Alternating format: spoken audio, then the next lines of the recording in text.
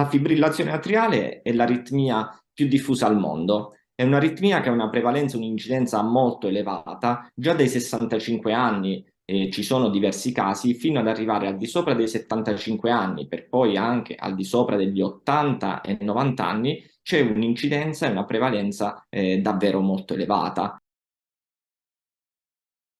L'intervento di ablazione della fibrillazione atriale è un intervento chirurgico mini-invasivo, quindi non vengono fatti dei tagli né sul torace né a livello degli arti inferiori. Si utilizza un accesso che è quello venoso delle vene, vena femorale e delle gambe a livello dell'inguine. Una volta raggiunto l'atrio sinistro, esistono diverse tecniche per andare a distruggere, andare a lesionare le cellule responsabili, le aree responsabili della fibrillazione atriale.